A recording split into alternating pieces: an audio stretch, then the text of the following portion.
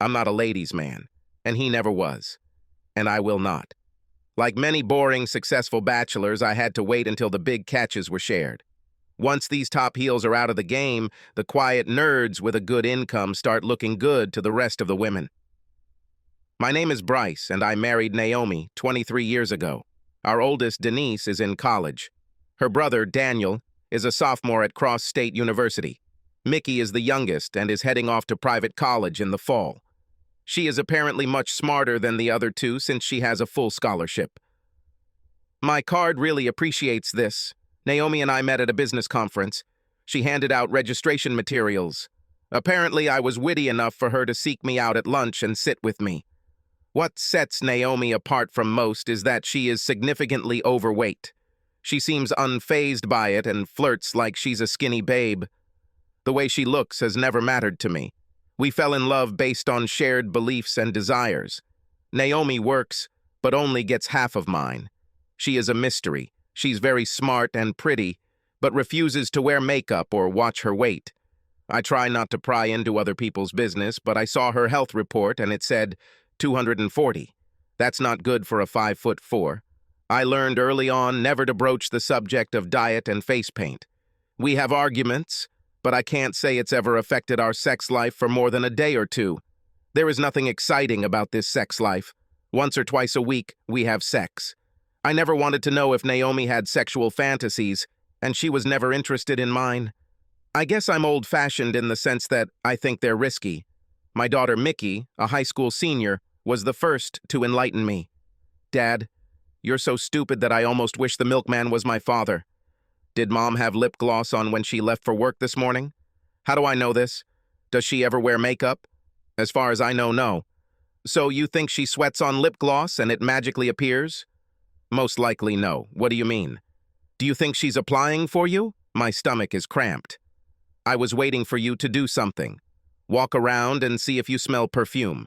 I walked past, intending to fill my glass, and of course I smelled the perfume. I returned to Mickey. Probably not for me, huh? Perhaps there is still hope, Dad. This has been going on for several months now. Since when did she start wearing blouses that showed off her cleavage? I think if you check her credit card receipts, you'll find a lot of new clothes. If it were me, I would get my finances in order. I kissed Mickey on the forehead and headed to my office. As predicted, Naomi's boutique purchases have gone from $0 to over $200 over the past 3 months. I called a guy I played golf with on the weekends. His brother is a divorce lawyer. I worked like hell to pay for my children's education. If I can send them to work without paying off student loans, then their chances of achieving their dreams increase significantly. Thus, my personal wealth is not even 6 months of salary saved up. If Denise wants to go to graduate school, even that would be a blow. I felt sad that evening when Mickey pointed out the change in Naomi. You weave what you consider to be the road to a happy life. It seems like this common thread has been pulled a little from the fabric of our marriage.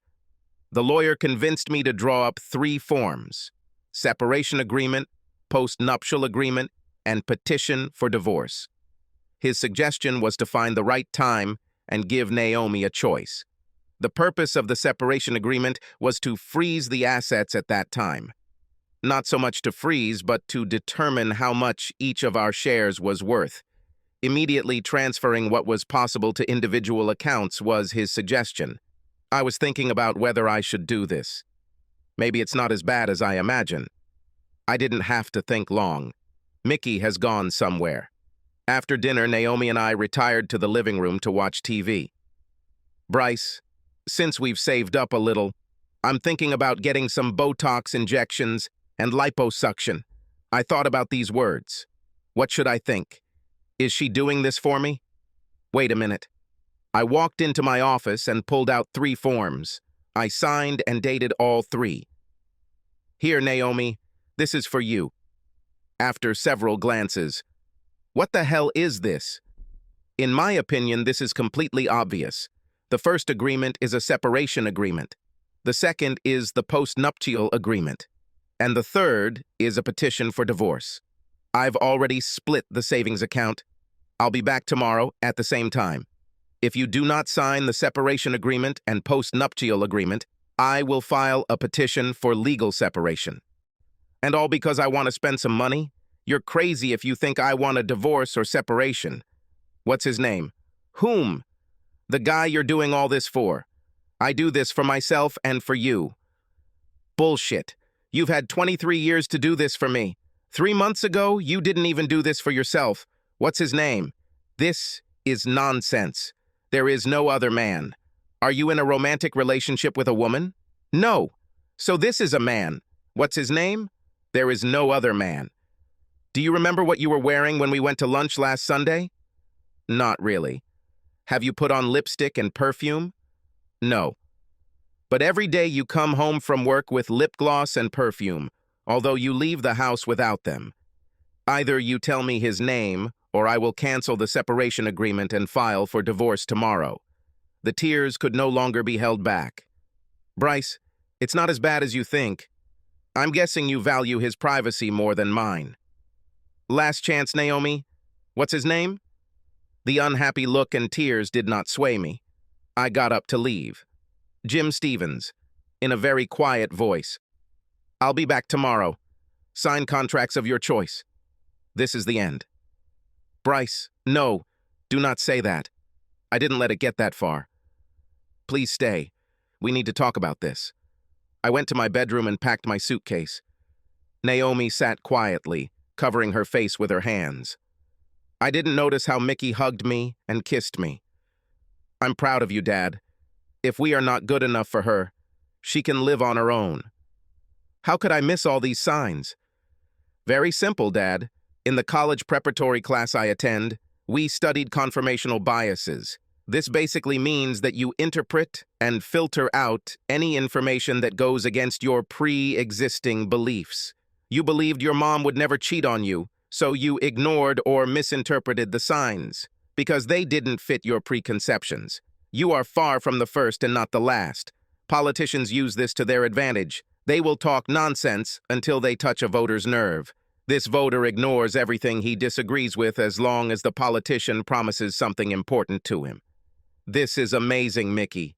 I'll be back around this time tomorrow, baby. Thanks again. Love you. I love you too, Dad. When I remembered her picnics and holiday parties, I couldn't remember Jim Stevens. I was out of town for the last meeting a couple of months ago. There were too many results in the internet search to be useful. Maybe it's not even his name. Maybe she was just blowing smoke to make me shut up. Luckily, my work day was busy. I didn't even have time to have lunch. When I decided to turn on my phone, I received messages from all 3 kids and a good half dozen from Naomi. Mickey brought Daniel and Denise up to date with Naomi's affairs. All 3 calls from children were a good moral incentive for me. I didn't spend a lot of time arguing with myself about what I wanted. What I really wanted was no longer possible. Apparently, I wasn't enough for Naomi. I was very hesitant to listen to Naomi's messages. Bryce, it's not a problem for me. Please believe me, signing is not a problem. I didn't have sex with him. I love you. Call me, please. An hour later. Bryce, come home, please. I was stupid, but you stopped me from doing something terrible. I love you. First thing this morning, good morning, Bryce. I hope you slept better than I did. I wrote you a letter. He will tell you everything. I signed a separation agreement and a retroactive post-nuptial agreement. I don't want a divorce, Bryce. I love you. About an hour later, did you really need to involve the kids? We could work things out calmly. An hour later followed. Sorry, Bryce. Mickey told me that she was the one who told you what I was doing, and that she also told Daniel and Denise about it. We can work this out, Bryce. I love you. The shock came at noon. Bryce, I resigned. I filed a complaint against Jim Stevens, but I doubt it will work. See you soon. I love you. When I pulled up after work, only Naomi's car was there. I smelled lasagna, my favorite, and the dining table had been cleared to include 2 plates and a burning candle. I put my things in the home office and headed to the kitchen to get something to drink. The only time I saw Naomi in full makeup was on our wedding day. I had free time, so I went to a beauty salon and asked them to give me a makeover. Do you like it? We did a good job with you. Yes, you look great, and I like it. What should I bring you to drink? The signed papers are on the table. Could you wait to read the letter until after you eat? Of course, all this can wait. Dinner went smoothly, tasty but quiet. Then I helped clean up. I moved my things to Denise's old room. You can take over our bedroom. I will not deny you sex anytime you want. Let me know when you want to talk. Naomi disappeared into Denise's room. I retired to my office. The documents were signed and dated. We were separated by law. I can't honestly say this is what I wanted. My emotions were at their limit. Driving happily ever after a tire or two has blown out. Is it possible? After downing 3 fingers of whiskey, I opened Naomi's letter. Bryce, I won't go down the beaten path of cliches. I was selfish and prepared to do something I would always regret.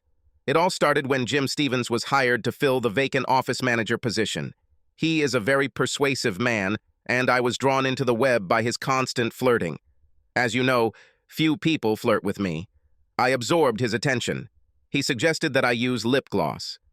I'm embarrassed to admit that he was the one who chose the colors. Soon after this, he suggested that I put on perfume.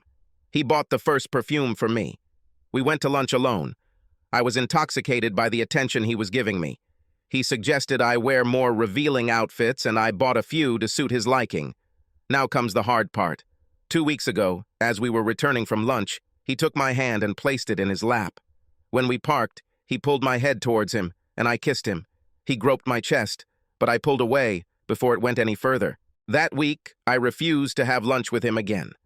Last week, I went to lunch with him twice, and again on Monday. We kissed again, and this time, I let him slide his hand under my bra. Things didn't go any further than that. He demanded more from me, but I did not give up. As you probably already know, it was his idea for me to get liposuction. I hope you believe me when I say that's all that happened. I truly love you, but my actions definitely don't prove it. I'm as sorry as anyone can be. When you accused me, I panicked. I thought I was never wrong enough to lie to you. I thought I hid everything from you. My lies to you may have sealed my fate. I can only blame myself. My actions violate the post-nuptial agreement, so you are entitled to all property as stated in the document.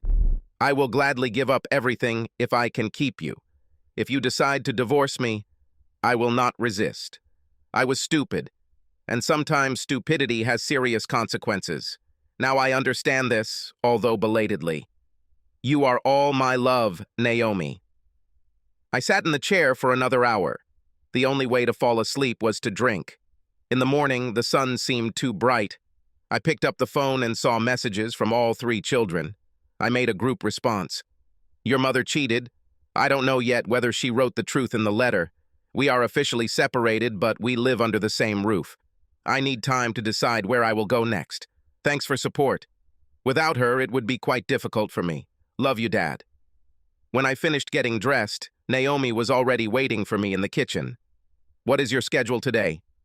Avoid you. I did mention that Naomi is smart, didn't I? She knew better than to say anything. I ate in silence, then grabbed my briefcase and headed for the door. Let me know if you need anything, Bryce. Yes, one thing comes to mind. Get tested for STDs. It turns out she's not that smart. Bryce, I didn't have sex with him. You lied every step of the way. What makes you think that I should trust you? I won't even think about touching you without checking. Her defeated look and quieter tears were replaced by the words, goodbye. I was checked today. It was a waste of money, but if that's what you want, you'll see results in a few days. I'm sorry I attacked you. As you say, I am going to have dinner. Is Mickey here? No, she's avoiding me too. A few days later, Naomi silently handed me a clean STD report.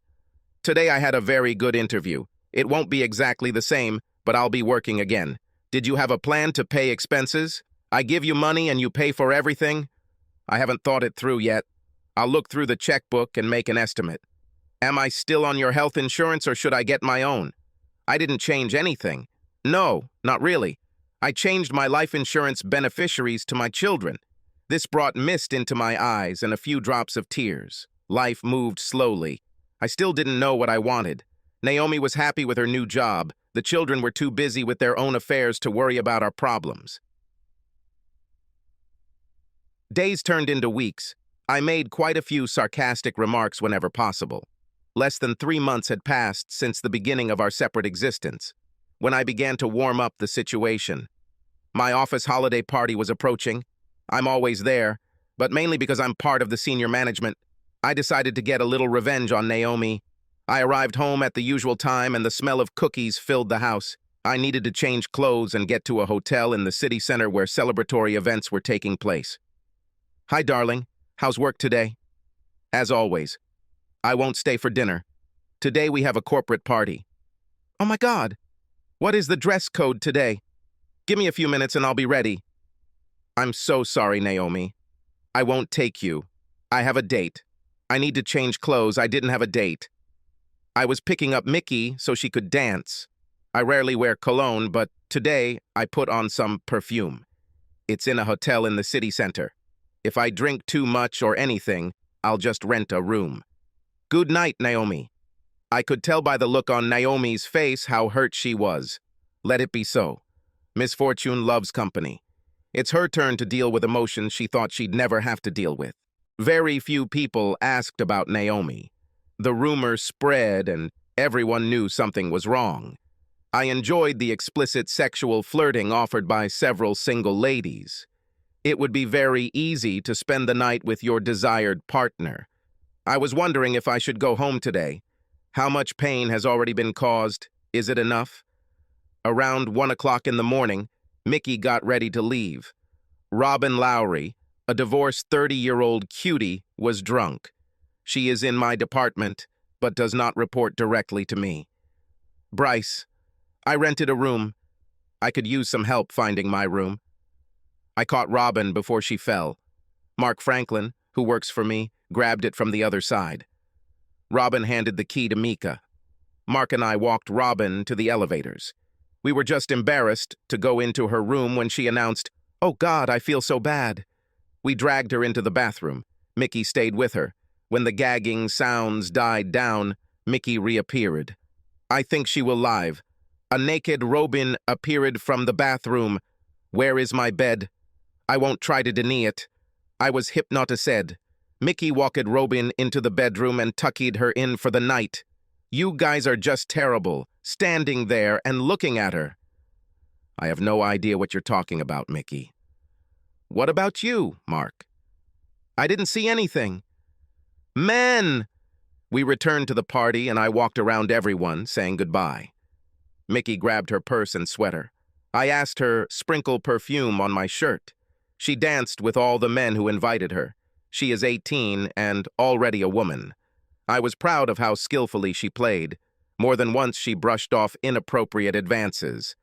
She saved her slow dancing for the oldest man she could find. I kissed her goodbye on the forehead and sent her home. When I pulled into the driveway, the lights had already gone out. I noticed movement in the window curtains. Naomi didn't greet me. I left my clothes in the bathroom and slept like the dead. My clothes were gone when I staggered into the bathroom this morning. After brushing my teeth, I went to the kitchen. "You've returned home? How was the party?" "Quite typical."